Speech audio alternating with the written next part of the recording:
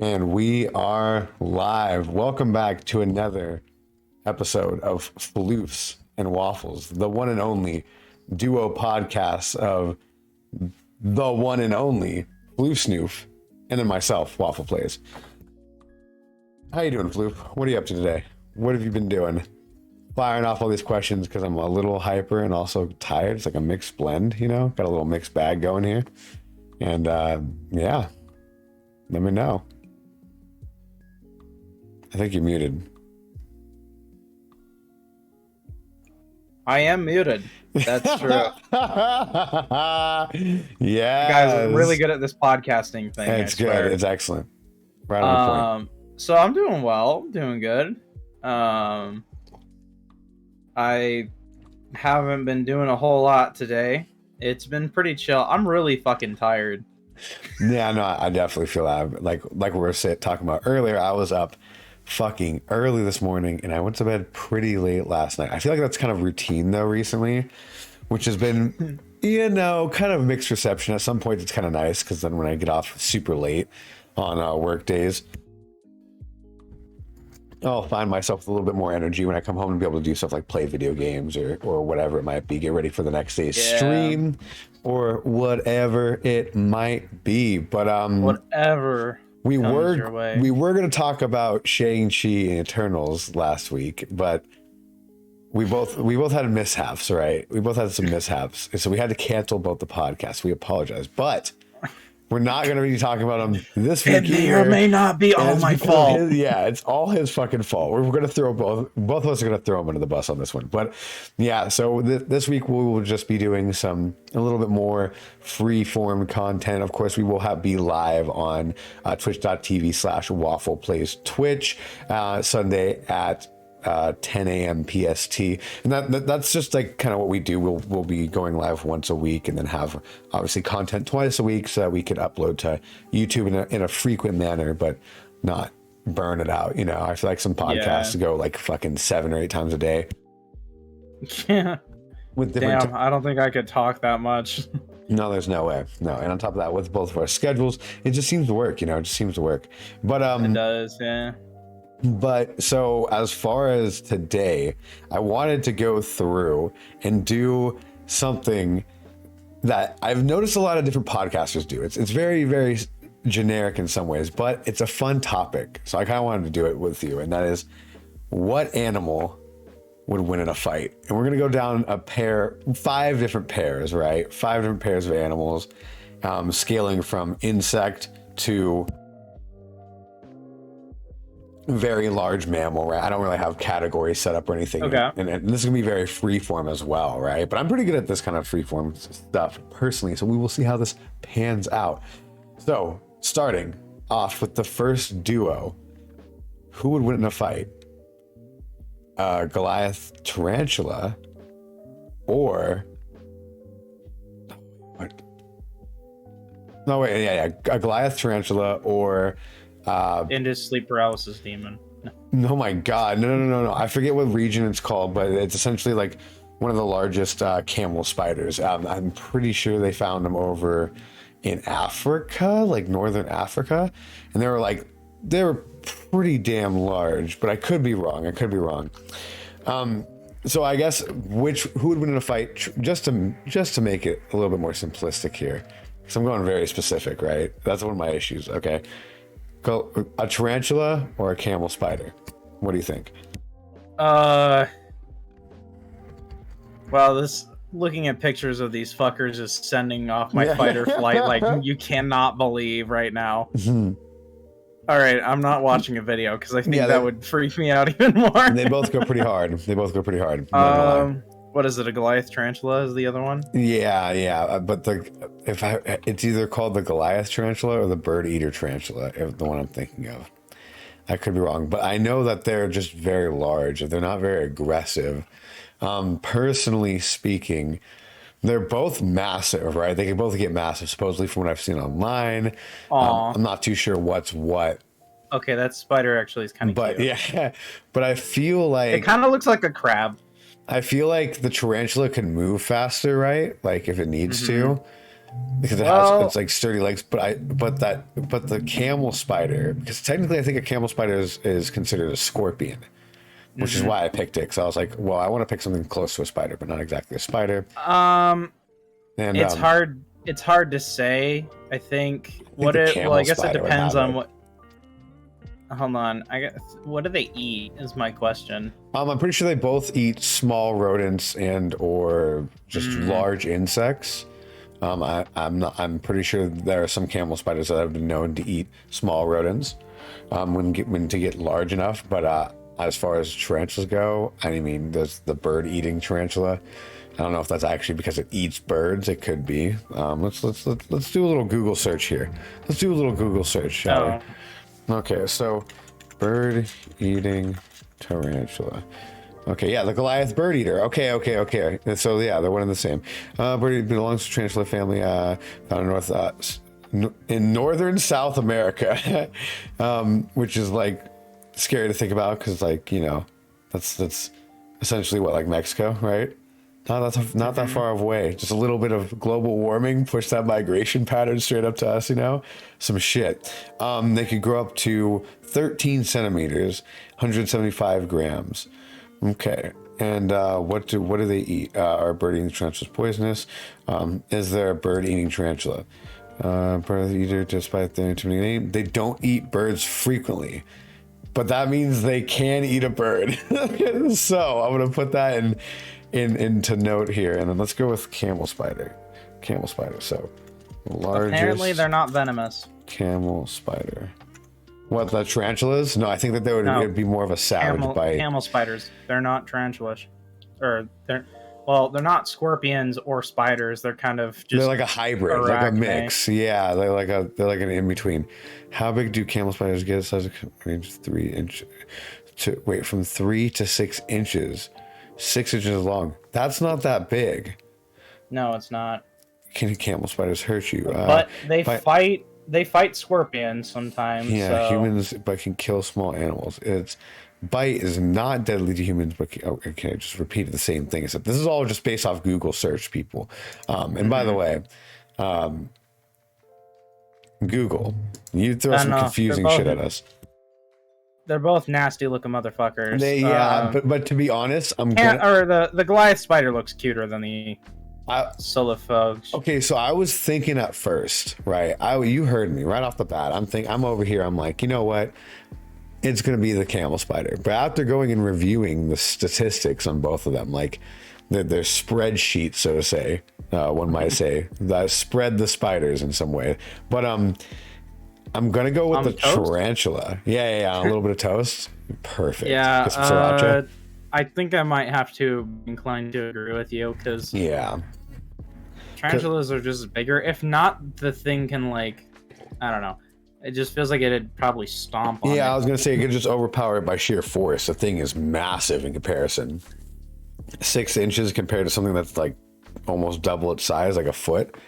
Yeah, that's not to mention spiders got that whole like hunting thing where they get really low to the ground and like do this little dance back and forth. Yeah, that is for fucking sure.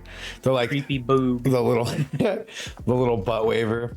But all right, so we went through some insects. Let's go through small birds. All right, and these are going to be very obscure, but not very obscure. We're going to go with your average finch versus no. Hold on. Are you holding? Floof. Mm-hmm. Are you holding on? Okay. Check this out. Okay. We're going to pit two of the most common birds against each other. The pigeon versus the seagull. Pigeon versus seagull? Pigeon versus seagull. Who wins? Seagull. Okay, why? Explain yourself. So, pigeons are interesting, but they're also like really dumb. Like, that's a good point. They're not the most intelligent birds. That's a pretty fair point. They're very much like. And here's the funny thing about both of them, though, is that you wouldn't ever catch just like a bunch of like solo runner seagulls and pigeons. Like, it happens from time to time, but it's not super common. They're very much pack birds. Like, So then, how about this? How about this? A flock of seagulls or a flock of pigeons? A flock of seagulls? Question mark. Like what, a flock of seagulls or a flock like the band? Yeah, no, yeah. No, the band members versus just a flock of pigeons. No, but the pigeons would win. See, and that's the thing. Is like right off the bat, I was thinking seagull as well because of just sheer size. Because seagulls could get like almost double the size of a fucking pigeon. You know what I'm saying? Like they're not to mention seagulls can be really mean when they want to. Pigeons just kind of look derpy at all times. But see, here's the thing. I feel like a pigeon is like the cockroach of the bird world, right? Like they're hard to kill. Like they aren't because like once you get them, it's like that's it. They're done. They're not going anywhere, and they're probably not going to try. But they're squirmy. Like, have you seen them fly through the air? They don't fly like. It's very rare that I see a pigeon flying in like a straight pattern. They're usually like, if they are, it's from one place to the next. They're usually like dodging and diving around and like just kind of just jumping and doing short bursts of flying. But of course, you'll see like once in a while, like, oh, there's the flock of pigeons, and then they just land in a tree nearby, and you're like, that makes sense. They probably just went from that tree over there, Mm-hmm. But yeah, I'd probably have to give it to the seagull. So first round goes to tarantula. Second round goes to seagull. Okay. So the third round, let's go with dogs, different kinds of dog breeds. I want you to throw one dog breed into the mix, right? And then I will try Saint Bernard. Saint Bernard. Okay, so something like I would give it like a large dog, maybe not like a super large dog. Versus like whatever you were thinking. Let's say a Saint Bernard versus. I don't want to go anything too stereotypical because of course right off the bat I'm thinking like German Shepherd, but then I'm like, okay, that's not like, obviously the German Shepherd's probably going to take that thing out because they kind of have a lot of killer instinct in them, but I kind of want to go with something obscure. So Saint Bernards are rather heavy, so let's go with something that matches that kind of weight. How about like a Mastiff? Okay. Saint Bernard versus a Mastiff. We don't have to go with like one of those Mastiffs that were like record breaking, like just humongous. Just an average Mastiff. They're rather large dogs. Just I think their fur makes them look like they're just a little bigger than a Saint Bernard on average. I wouldn't want to see those like the two of them fight, to be honest. Right. They both are like big dopey big dogs. Yeah. Yeah, okay. I'm glad that I. It's possible. Like I'm thinking. Yeah. Saint Bernards are so fucking cute. Are you kidding me right now? Mastiff. Yeah, because Mastiffs are pretty adorable too, but they're droopy. They got that droopy face, especially this guy right here. Okay, let me bring this up real quick. Hold on. Let me bring this shit up real quick. Let's grab the window capture. And yes. Look at this guy. Look at this Saint Bernard. Or that's a Mastiff. Look at that Mastiff right there. My God, wrinkly face. Love to see it. But yeah. So I honestly would probably have to give it to. Actually, let's check out the Saint Bernard one more time.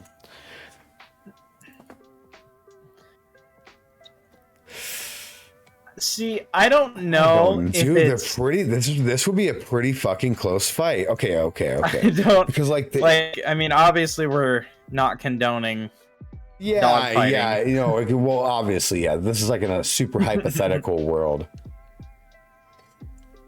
where both of the dogs respawn afterwards. Yeah. Okay. Let me throw a scenario at you, Floof. It's fucking 70,000 and a half, that's the year. Okay. Just throwing that out there. The only two species of creatures left on the planet are the humble Saint Bernard and the equally as humble Mastiff. They meet in a crossroads somewhere, just one of each species. Like Samurai Jack style. Yeah, on dude, I'm talking in a ghost. I'm talking like, and they're fighting for territory. You know what I'm saying? Like they're sending out their champions. I think honestly, if I had to give a verdict, it'd probably go to the Saint Bernard. See, I was thinking the same thing too. But here's the thing: they look dopey, but I don't like. They look very similar. They both look one and the same, and I feel like the thing is that the Saint Bernard, or maybe it's just we call it an even fight because. And for the viewers, let's bring up actually a picture of a Saint Bernard real quick, just to give you all guys, gals, non-binary pals all a good idea as to what we're talking about here. Like we just got to look at the Mastiff, right? And the Saint Bernard. I mean, when you look at it, it doesn't look you know, much different. It looks just fluffier. But I feel like Saint Bernards, although they're a little dorkier and like aloof, I feel like they're a little smarter than a Mastiff. I feel like Mastiffs are a little bit more one-track mind. You know what I'm saying? Like they're both. I'm sorry, I'm still looking at Saint Bernard they're pictures. So they good. Just look dumb in they're every so photo. good. They're so good though. So I think we'll probably have to give it to the Saint Bernard, but it's a close one. That's a fucking close one in my opinion. I don't think I could put a cap on that. It's just it's too hard. So I mean, think about it. If these two were to go at it, you would almost be a little startled. Like pitting. It's like because you'd be like, holy shit! Pitting like a gray wolf versus a timber wolf. Yeah, kinda. It's they're both big dogs. Yeah, that's kind of how I'm seeing it as well. But so.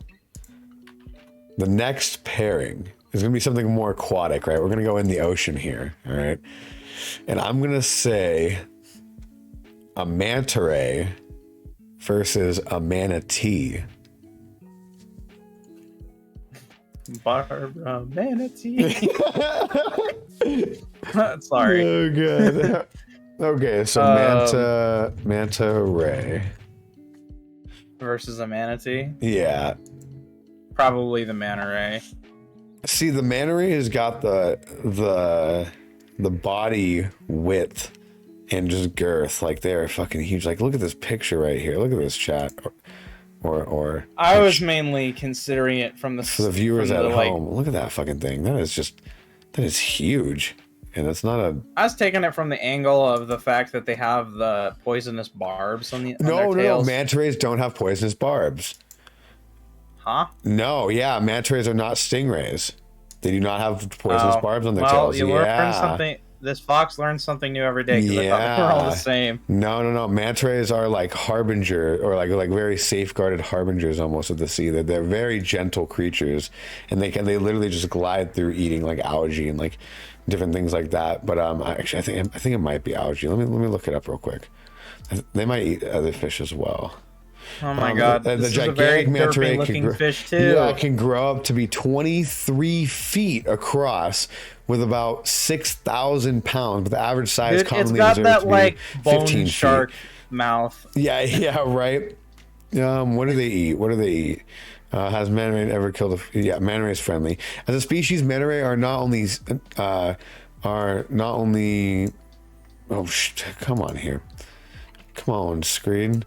Not only safe to be in the water with, but are also friendly and fantastic to be near. An encounter with a Manta Ray can be one of the most thrilling wildlife experiences anybody can hope to experience. Be respectful, be attentive, monitor your surroundings, and you'll be safe. Okay, yeah, cool. What do they eat? Manta Ray food. Because I'm pretty sure manatees are herbivores. I'm pretty sure. It just looks like a different kind of walrus. Yeah, they feed off plankton and like little krill and stuff. So they're like almost like the whale, like if a stingray and a whale had sex, like if, got real drunk one night, shitty drunk.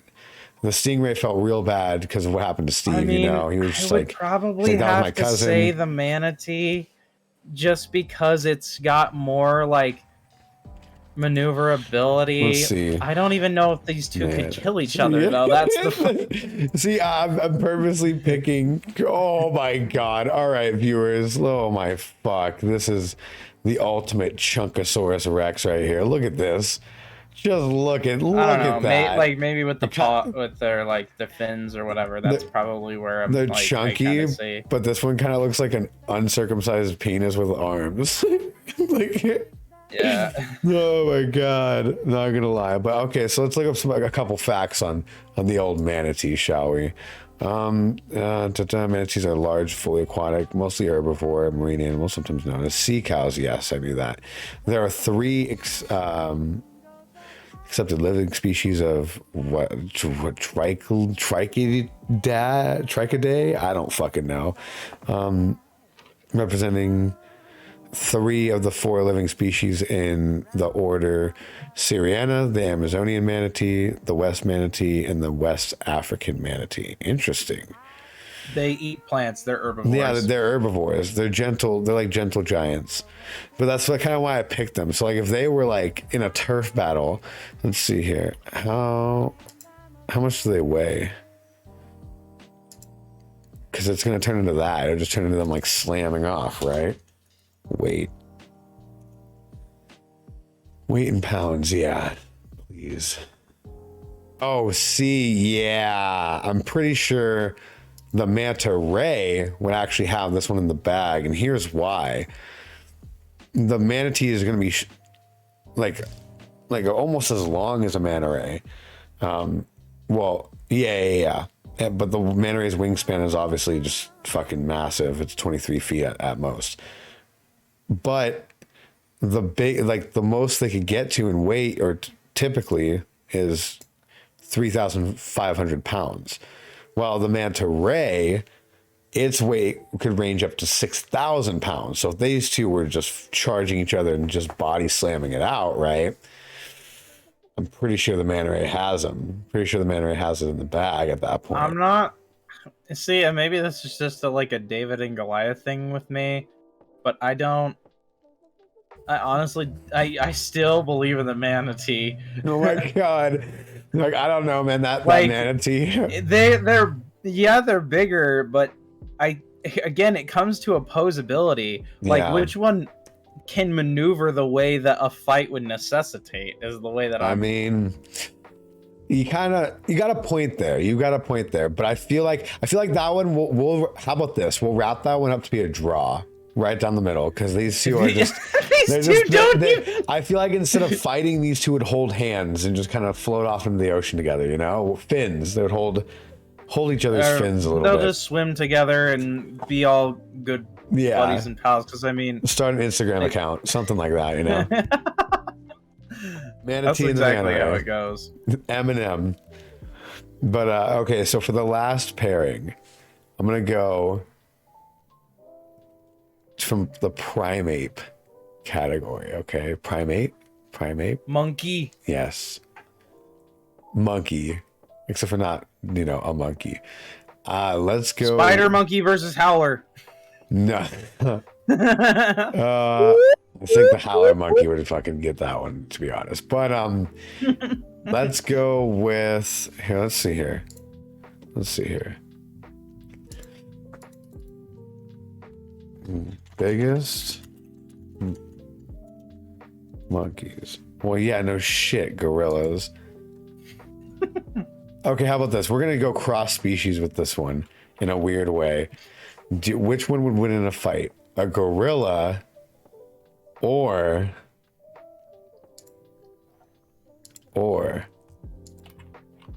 a shark? But the fight was in the water.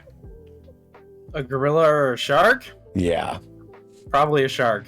But the water isn't that deep, so the gorilla could like stand. It's just deep enough for like the shark to be able to maneuver. So how big is this shark? The shark. We're gonna go with a great white. We're gonna go with a great white. So like there's no way that a great white would be able to fight in water that a gorilla can stand in. Well, no, because that's not necessarily true. Because a gorilla is 5 foot tall, like 5 feet on average, 5 foot 1 inches tall. How big is a great white? Let's see here. Waffle. Let's see. Great white. Size, I guess, would be the best way to go. 20 feet long. Oh. Okay, yeah, that's wait.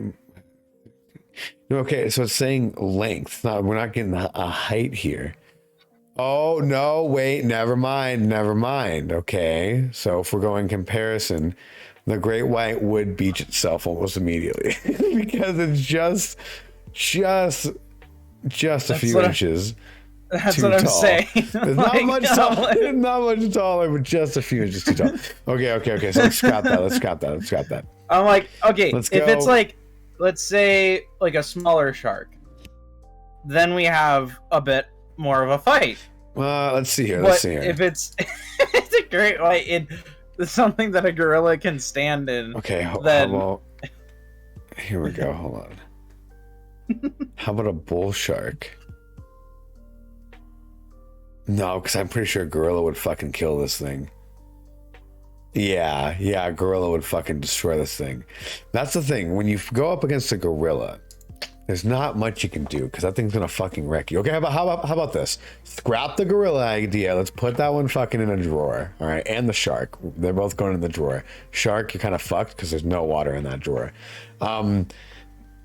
Let's go with a tiger versus a grizzly bear. Like a Bengal tiger versus a grizzly bear. Who do you think would win? Grizzly bear and a what? A Bengal tiger, right? Yeah. Bengal tiger versus a grizzly bear. Bengal tigers are... okay, that's hard. 490 pounds. Grizzly bear. Grizzly bears are 600 pounds. Fuck. So yeah, it's. But then the tiger has more mobility. You know what I'm Here's saying? the thing, though, and the reason, so that I was gonna bring that up. Tigers have better mobility. Bears can punch. Yeah, a bear could just fucking literally throw a hammer on like you. Bitch slaps. It's whatever's attacking it. That's what I love about bears, and it's also terrifying. Dude, for real. But they throw their paws around like they're fucking Muhammad Ali. Like they're swinging on you. Yeah, no, like they're not just trying to grab you. Although they are trying to grab you and take a bite out of you. No, they're swinging on you. So that makes sense. See, I was leaning more towards bear right off the bat, just because like a bear is brutal. Like they are fucking, like you said, they're strong. They take forever to kill too. They're not pushovers. That's what I was going to get to the next kind of piece is actually sometimes a lot of bears will be pushovers because they use a lot more energy, right, to move their big ass body as quickly or as like effectively as they can. So they get tired quicker. Like a bear will like try to go after its prey for a bit, and then unless it's like really wounded it to the point where it could like smell its blood, it'll be like, it's not worth it, and just take off, right? Well, a tiger will like hunt your ass for a while, right? Like a tiger will wait until you're like wounded and like keep moving towards you through the like into the night, and then try to get you then. So I'm a little on the fence here. See, what if we just made a weird tiger bear hybrid, right? We just fuse the two together, call it quits. You know what I'm saying there, Floof?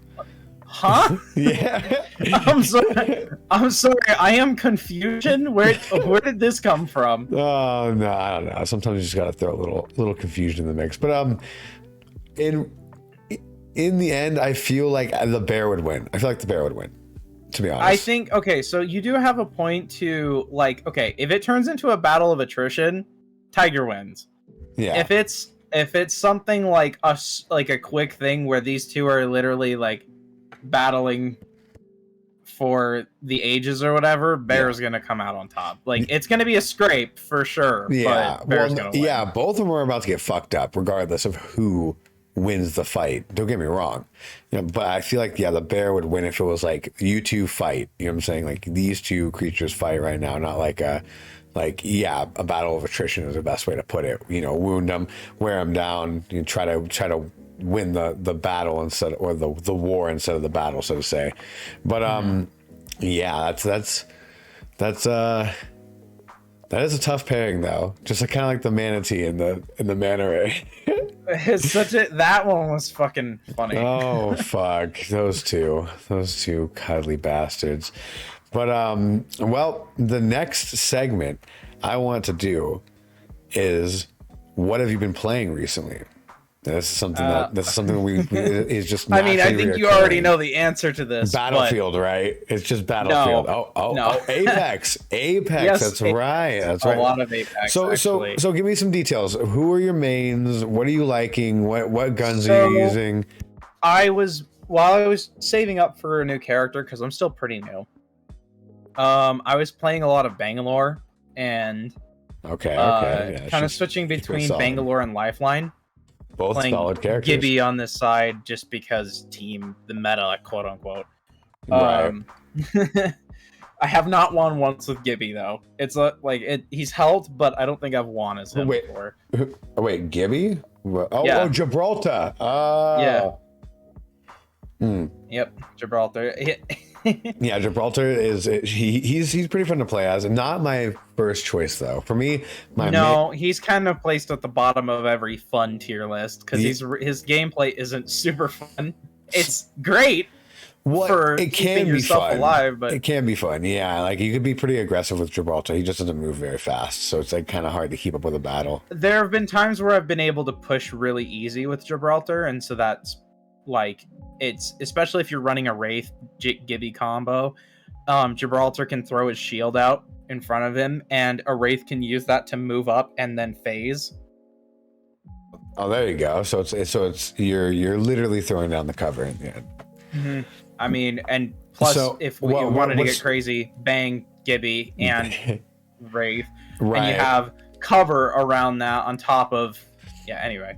Especially if you pop their ults at the right time, because you could pop her ult, get her stun, and then Gibby's fucking hellfire. Yeah, exactly. With his shield and Wraith. Wait, does Wraith stun now? Does she not do the portal still? No, she does she phases. Well, that's what I meant. Yeah, I'm talking about Bang. Like if they were on a team with Bang. Oh yeah, no. Bangalore and Gibraltar's ultimates are like hand in hand, especially when you could throw down your bubble shield and fucking get that shit going as well.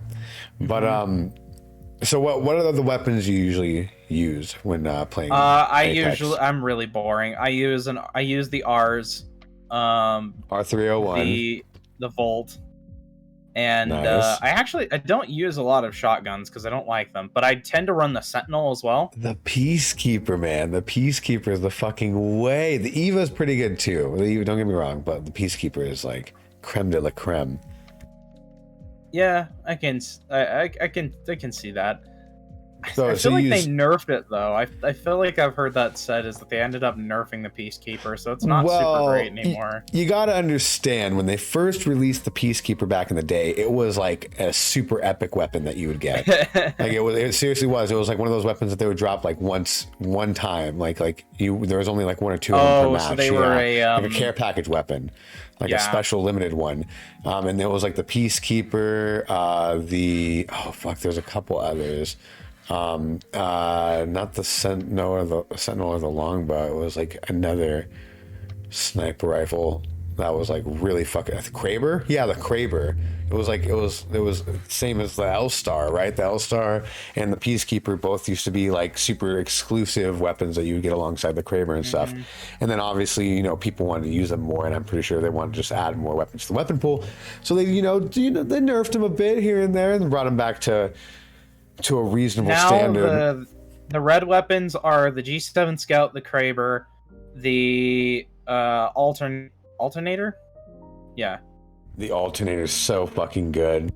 It is a fucking like barf gun when it comes to like the Alternator when you someone. Yeah, we had the Alternator with disruptor rounds, so it'd make the Alternators ammo type into energy from light, like it would transfer it, so you just fucking dump on people, and I was with no bullet drop. That's the best part. Drop, yeah, and then just like the double rotating barrels. I love that this game has both of its fucking systems. It has energy, which is hit scan, and fucking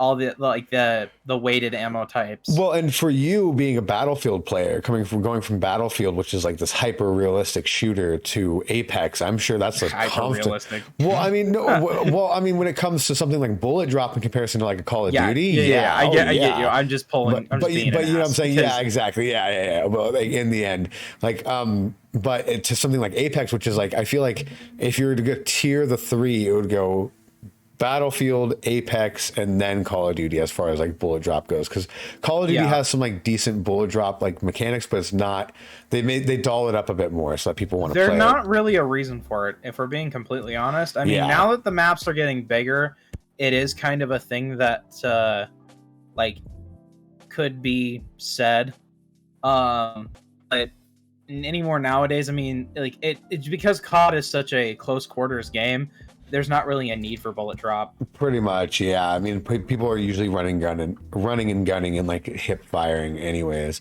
But when I played Apex, or I just keep telling myself I'm gonna hop back in, but dude, Halo Infinite, I'm about to download that shit right after the podcast actually and get that going on my computer, because I am fucking looking forward to Halo! that shit. It looks so good. It looks so good. Okay, but so here's go ahead. I've been playing Halo longer than I've been playing COD.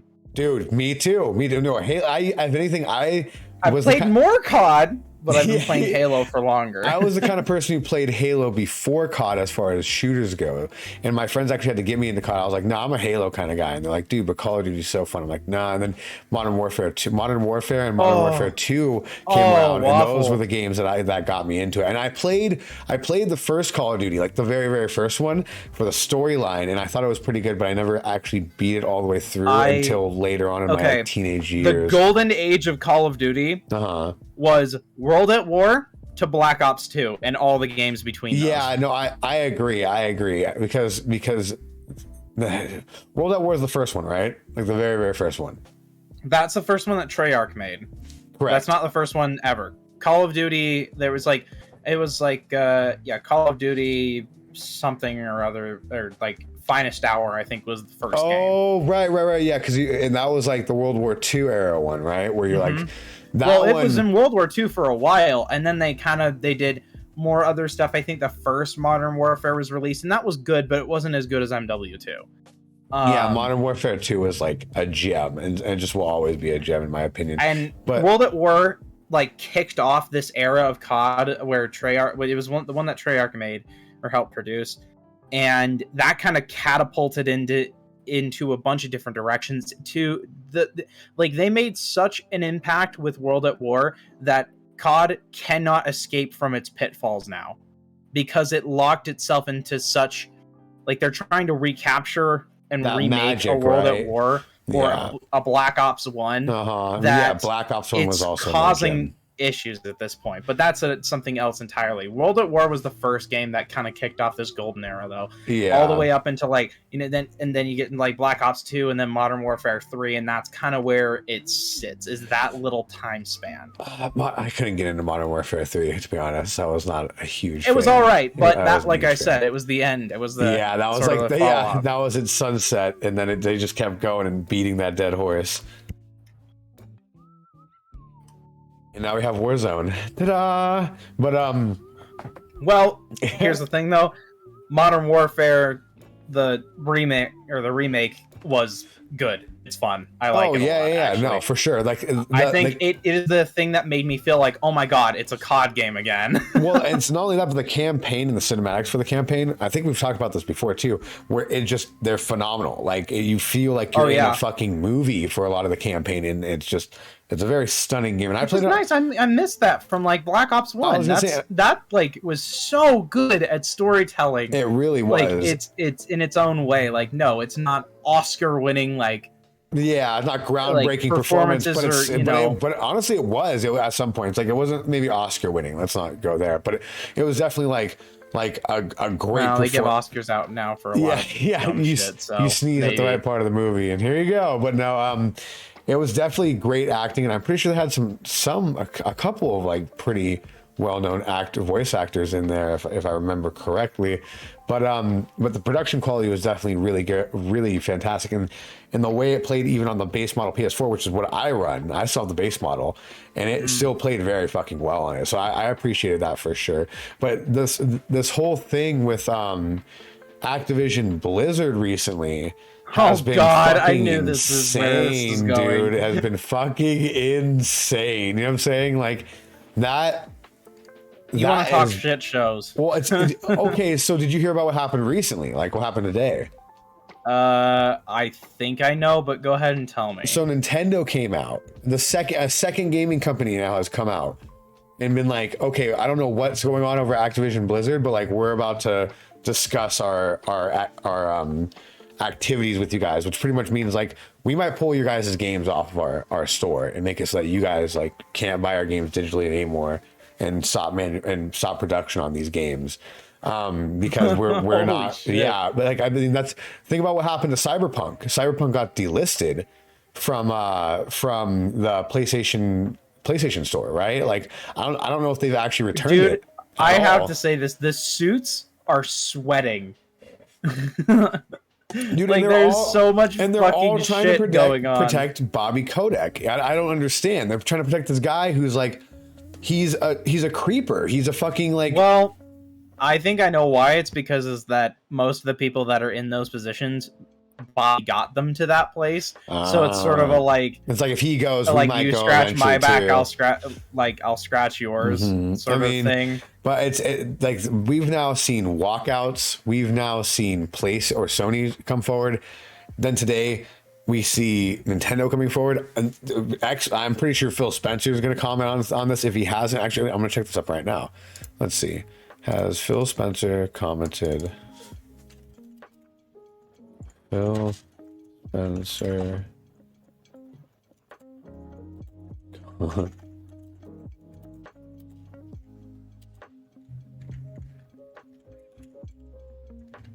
There we go.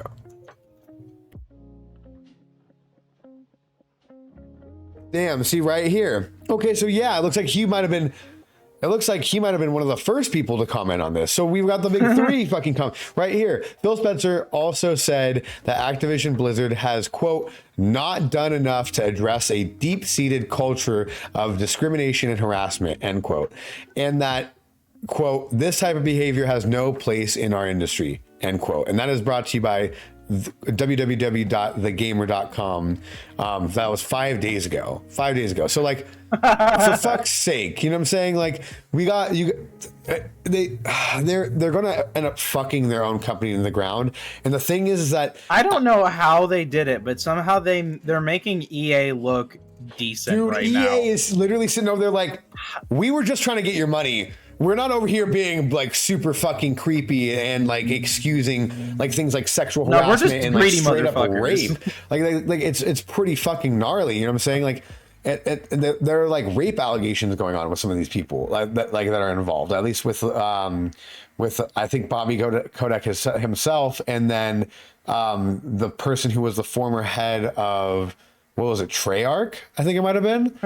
Yeah, and then on top of that, you have the whole thing going on at Blizzard, which is very similar. That both sides of this coin are not looking great, and it's fucked up because Activision games and Blizzard games, they're both really good games. Like they make pretty good games. Recently, in the last maybe like 10 years, we've seen a lot of misses, but we've also seen a couple of really good hits, which is kind of also sad to say because back in the day, things like Blizzard, Bethesda, Treyarch, like these were like heavy hitters. Like if you saw a game with these like any of these three in there in the listing, it's like you would immediately be like, okay, this game probably has some fucking great potential inside of it, right? It's got some sauce to it. And now it's just like I see that on a game and I'm like, oof, you know what I'm saying? Like it has the EA effect where I'm like, I don't think I'm gonna buy this. I think I'm gonna wait for it to come on sale like on another day, maybe just get it digitally, whatever. I don't need a physical copy of this. But for me, it's like then you have these other companies that are redeeming, and they're usually indie companies. You have your Team Cherries, you have your fucking that. Your I was gonna bring this up is like, that this era of video games is no longer about you know, the coolest graphics or anything like that. It's honestly like people just want a finished product on release. For reals. Like I mean, I'm kind of touching back into Battlefield here, but like, yeah. Oh my god, shit, dude! Have you seen some of the Steam reviews for this game? I have. They've been and the dunking fucking on this laundry fucking list game. of issues and shit that they didn't carry over into this version. It's bad. Like it's bad. It is so terrible, and it's not. And here's the sad thing. It's almost normal nowadays. It's to be expected. It's literally to be expected now, and it's fucked up. That's why I want to get into Halo Infinite, because I've been hearing everybody being like, "No, dude, this is fire! Like, it's great. You can play it on your PC, you can play it on your fucking Xbox, dude. I'm sure in like 6 months we'll be playing it on the fucking Switch somehow. You know what I'm saying? Because like Phil Spencer's trying to get that shit literally everywhere. So it's interesting to see how this is all playing out in this way, because if you remember like 5 or 6 years ago, like Xbox, Microsoft. Like they were on their face hard. You know what I'm saying? Like they couldn't really pull anyone. Dude, Halo went pretty much anything past Halo 3 has been kind of garbage. Well, no, it wasn't even that. It was like, okay, so remember they were getting like hacked like crazy for their Xbox Live network. And like around Christmas time too, this one year, but it happened for like 6 months leading up to this, like up to Christmas, and then like right around then too, they were like dropping the original Xbox One, and like the Xbox Elite had been dropped like 8 months prior to that or something like that. So people were like, "What the fuck? Like, why are you trying to sell this other newer model of Xbox 360 when you're gonna drop the one here?" And then the one had a bunch of problems, like you had to get Forceful Connect. And then on top of that, there were like no exclusives for it. They had like no good games on the Xbox One for a long time. So Microsoft in the last like half a decade or so has kind of gone through the mill, but this last like 2 years, I would say, that has been like on the upswing. And now I would say in this last 6 months, they've been fucking knocking it out of the fucking park, dude. Like their Xbox, what is it? Game Pass, right? Looks like a fucking fantastic deal. And then they're coming through here with Halo Infinite, and they are not only releasing it all like on time, considering they had to, you know, postpone it a year because of COVID, and on top of that, they want to make sure it's a polished game because they see all these other, literally the developers, that's what they said in an interview. They're like, these other games are coming out like pretty much a disaster on launch, and we don't want to be one of those stories, so we're going to wait 1 year and then release the game. And they knocked the expectations out of the park, because then they release a playable version of the game that's multiplayer, which is that's what a lot of people want to play when they play Halo, like weeks before the actual initial game. So like it's trippy to think like there are some of these other companies, like Bethesda is one that always comes up in my brain, because I was a fucking Bethesda fanboy back in the day with like Fallout and Skyrim and shit like that. Mm-hmm. And now it's like, dude, like I see Bethesda and I hesitate. Right, but then I see Microsoft, like anything from like the 360 or Microsoft like section of the store. If I'm like at GameStop, and it always catches my eye now, but I don't even have an Xbox, and I have a PlayStation and a Switch. And in my opinion, I feel like Sony's kind of covered a lot of those bases that Microsoft wasn't able to cover. It's masterfully. Not really so like simple these days though, because I honestly. Like, I feel like Sony's also been kind of dropping the ball as far as, like, just the things that they're doing, the business practices that they've been employing, and the fact that it took them literally over a year to deal with scalping is beyond me. Oh, okay, because at first when you started that comment, I was like, what do you mean by businesses? But no, that's actually... honestly a very, very fair and valid point, and I agree. Like the scalping thing when it comes to PS5, you could clearly tell Sony is just like, we're getting our bag, we're getting our money. Like we don't really give a fuck where these PS5s go, when really they should be thinking, okay, we need to how do we restore faith in our customer base, so that when we release shit out, not like next time, that people aren't just gonna spit on it. Well, that too, but not only that, but like you'd be thinking, how do we get more people to sign up for PSN?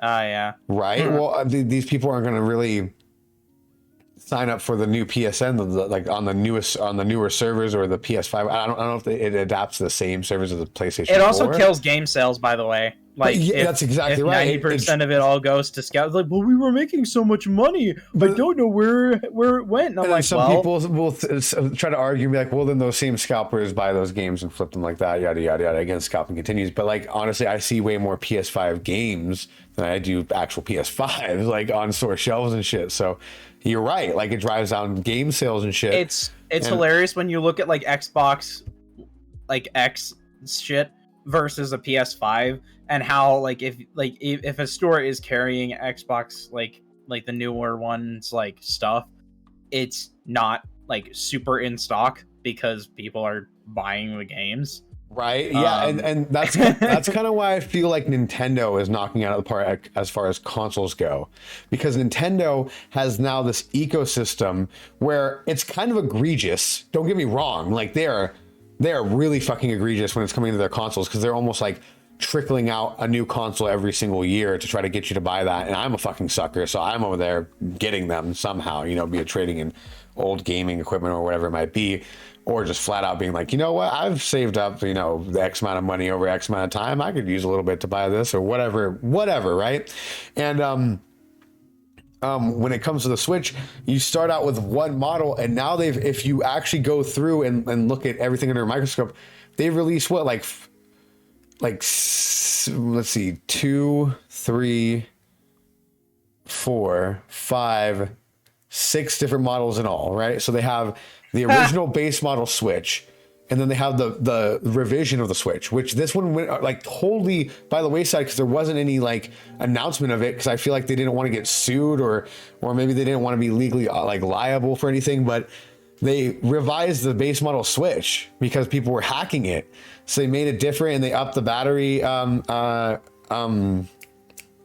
quality and did a couple other things, right? Some basic stuff. Like, I think the screen was a little crisper than the older one. Like, I have both the revision. The revision was also then released in the form of the Animal Crossing edition and the the Monster Hunter edition, right?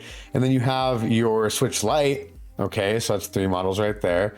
And then right. So we have base model Switch, revision, Switch Lite, the OLED, and then you have the Switch Lite slight revision, which is like this newest one that I got right here, the Diamond and Pearl. So I guess it's only 5. I guess it's 5 different models, because the newest Switch Lite that I got, the Diamond and Pearl, the battery lasts longer, I noticed, than the old one. The joystick on the left hand side is firmer. It's not as wobbly as the old Switch Lite that I had, because I bought a Switch Lite like the day they were released, right? Like a couple years ago. Yeah. I think it was like, it was like 2 years ago at this point. And this one is actually nicer. The screen is crisper too. And I feel like that they revised it as well, and then just repackaged it kind of like they did the old one. But either way, now with the OLED coming out, you're seeing that this console can survive in this ecosystem of games no matter what variation it comes out. So, you want the higher quality graphics and handheld, go with the OLED. You want something more compact and more of an actual like independent handheld as its own, go with the Switch Lite. You want something that's just, you know, best of both, whatever, you're chilling, you just want like the Switch, get the base model Switch. And then they're going to supposedly be coming out with a Switch Pro for people who want, you know, performance gaming. I'm pretty sure at that point, I'm hoping to fucking God that they actually enhance or increase their online service as well. Not in price, not in price. Do not fucking keep taxing us. Just make it better. Give us the ability to have a party, right? Give us the ability to have native voice chat. There is native voice chat in so many different games. It's kind of crazy how far Nintendo is behind people. Oh, it's like dinosaur age in comparison to like PlayStation and Microsoft when it comes to like their online service. Okay, so Sony's been around for a long time. Microsoft has been around for a long time. Nintendo has admittedly been around for 100 years, but not as a video game company. Yeah. First they were like a Hanafuda card shop. Yeah, they were selling like toys and shit. Yeah. So, you know, I get traditions and whatnot, but still, like, Microsoft, not a Japanese company, but Sony is, and they kick ass sometimes. Right. Sometimes. I feel like when it comes to any main gaming company, other than a lot of indie developers I've noticed.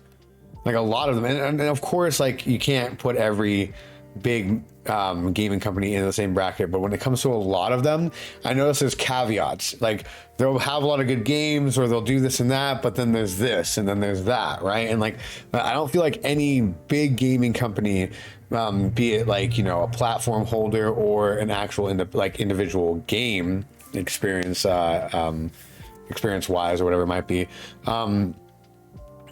either way, you're going to find your EAs, you're going to find your Nintendos. And like, this is coming from a Nintendo fanboy, right? Like, like I love Nintendo stuff. Fuck, dude, I have so much Nintendo shit around me right now. It's insane. But I can also recognize that Nintendo is just egregious as fuck when it comes to their marketing. They're really, really, really over the top when it comes to trying to squeeze every last dollar out of their customer, and they're not like secretive about it. It's like the equivalent of you know, somebody walking up and like taking your wallet out of your pocket, and somebody coming up and being like, tax, you're giving me your money now. You know what I'm saying? Like Nintendo's the one putting their hand out right in front of you, being like, well, you can keep doing this or not. Super aggressive about like IPs.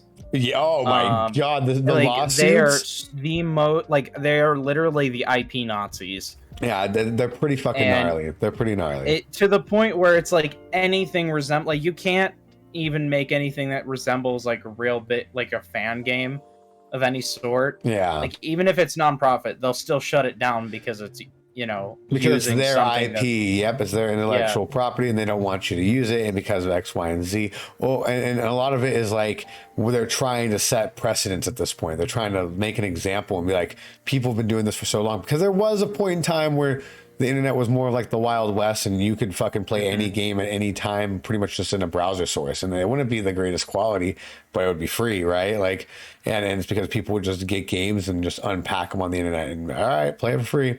And so that's kind of obviously got reined in a lot over the years, but the hacking community is still going strong. You know what I'm saying? Like it's not, no matter how much you upgrade your equipment or your tech or whatever it might be, somebody's gonna still figure out a way to hack, right?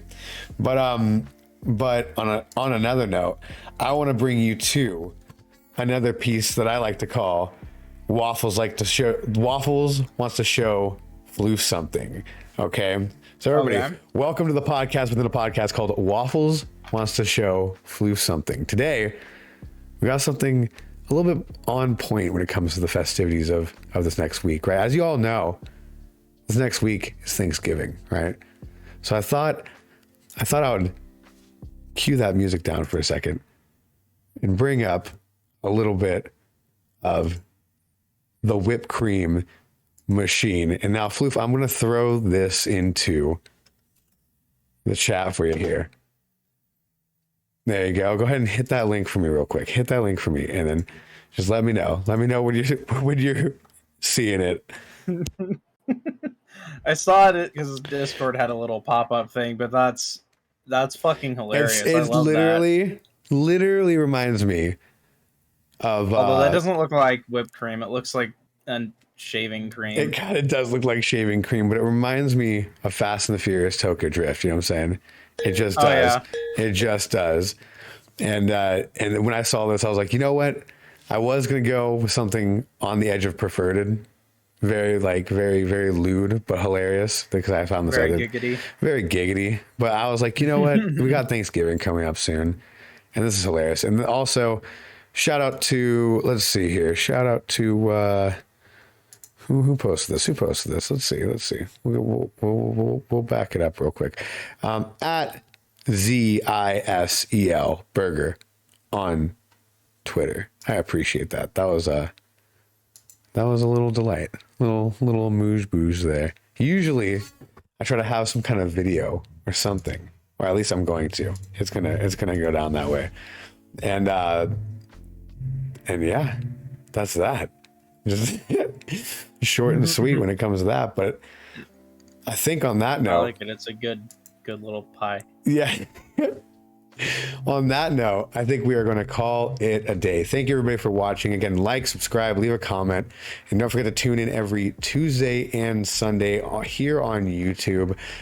If you are watching here on YouTube and you have not checked out the Twitch channel, check out twitch.tv/WafflePlaysTwitch, where we will be live with the Floof and Waffles podcast at 10 a.m. PST. Floof, got anything to say before you leave? Got anything you want to shout out? Well, not too much this time. You guys know where to find me. Same deal. I'm pretty much Floof Snoof on everything, and you can find me all over the interwebs. Yeah, we hope that you've enjoyed your Floofs and Waffles, and we'll catch you guys in the next one. That is absolutely correct. And again, if you all want to check us out, that's at Floof Snoop on Twitter, at Waffles Twitch on Twitter, or twitch.tv/Floof Snoop on Twitch, as well as twitch.tv/WafflePlaysTwitch on Twitch. Until next time, everybody, have a fantastic day. Be safe and happy Thanksgiving, y'all. We'll see you guys on Sunday. All right. Have a good one.